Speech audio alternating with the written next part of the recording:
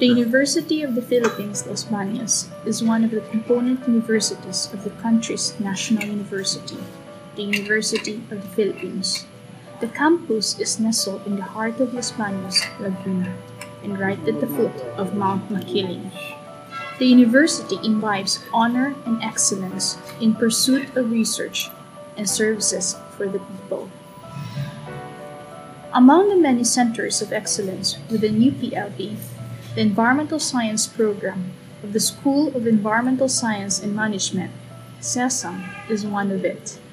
SESAM grants both MS and PhD degrees of the Environmental Science program, which are interdisciplinary, focusing on theoretical and methodological approaches in dealing with issues in environmental science and management. It is the aim of the program that graduates are able to integrate biophysical, socioeconomic, political, and cultural information in analyzing and resolving environmental problems. To be able to become fully holistic and integrative in addressing the issue of environmental concern, SESAM offers a wide variety of courses, and one of these is Industrial Ecology, or ENS 230.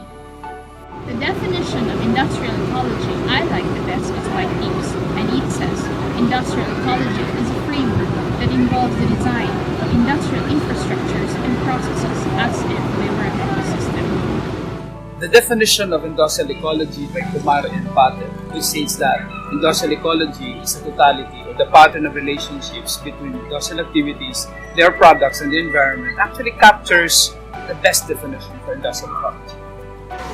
In an ecosystem, there is no such thing as waste, and with such model, cleaner production is a mechanism to reduce or eliminate waste in industries.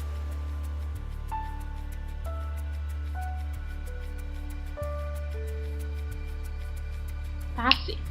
That means that they pollute and ignore the problems associated with it. That is the we don't care attitude. Reactive. This means recognizing that there is a problem associated with pollution, and to resolve this is to dilute and disperse pollutants. That is the out of sight, out of mind attitude. Constructive. This means that industries invest on end-of-life technologies to treat their waste. Effective? Yes. Expensive? Yes. And this is the bigger, the better attitude. But what we really want is a proactive approach. In understanding the production process, waste generation is reduced or prevented, and thus reducing the associated cost with an end-of-life solution, and that is cleaner production. 1. Good housekeeping. Take appropriate managerial and operational actions to prevent spills, leaks, and activities to produce unnecessary waste. 2. Input substitution. Substitute input materials with less toxic materials, renewables, or materials with longer service lifespan in production. 3. Better process control. Modify operational procedures, equipment instructions, and process record keeping to run the process efficiently. Less waste. 4. Equipment modification and technology change. Modify the existing production, equipment, utilities, and technology in order to run the process with higher efficiency and lesser waste. 5. On-site recovery or reuse. Reuse of wasted materials in the same process for another useful application within the company. 6. Product modification. Modify the product characteristics to minimize the environmental impacts of the product upon production, during, and after use. 7. Using energy efficiently. Use energy-efficient products or use renewable energy. These changes would involve investment. However, this change would be more beneficial to companies undergoing cleaner production, and that they will 1.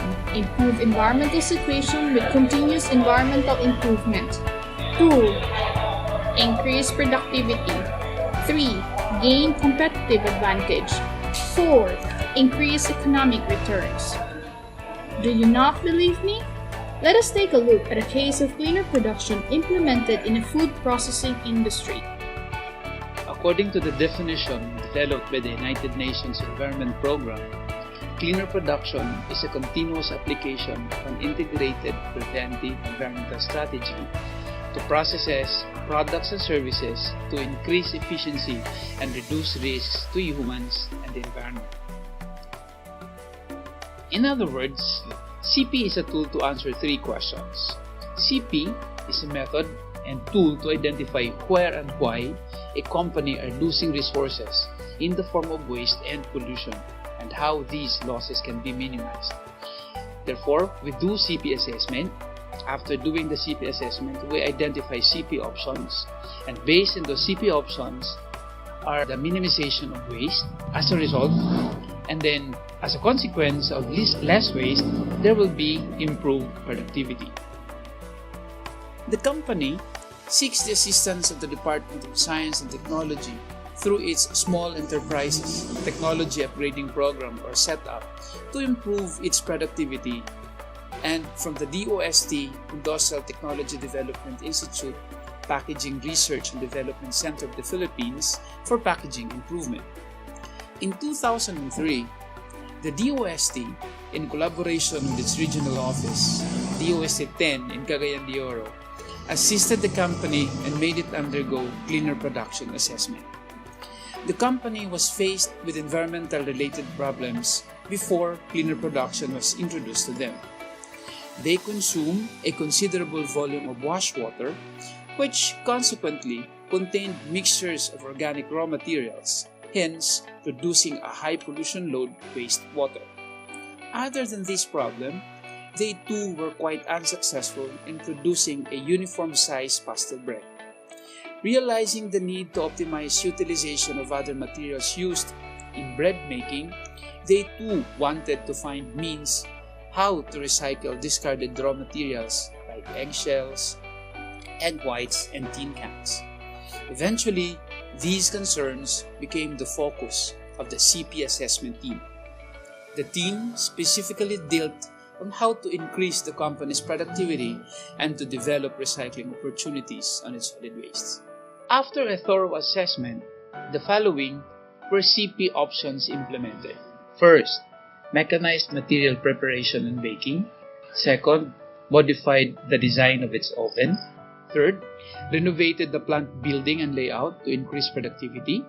Fourth, shifted from the use of aluminum cans to stainless steel cans for cooking to reduce cooking time. Fifth, used double yolk eggs instead of large ones with a single yolk. Sixth, scraped leftovers from containers prior to washing to reduce water consumption. Seventh, segregated eggshells and egg whites to allow for recycling. Eighth, used egg whites into other products. Ninth, improved operation practices to avoid product contamination. And the last, eggshells and tin cans were forwarded to other interested users for reuse.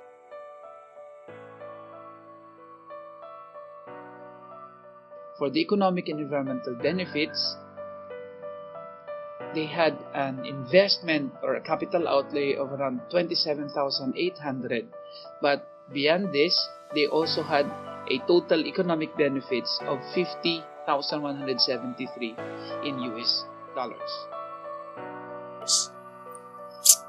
In 2011, the company was also able to improve the shelf life of their product from 5 to 15 days under refrigerated condition, and since then have spread their market to key cities in Iloilo, Cebu, Bohol, Bacolod, Metro Manila, Iligan, and Davao cities.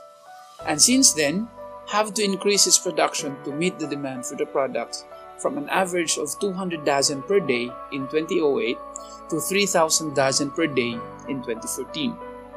Its annual gross sales increased from 121.7 million in 2011 to 184.5 million in 2014. In 2014, its workers were already at 245 from a lean 180 in 2011.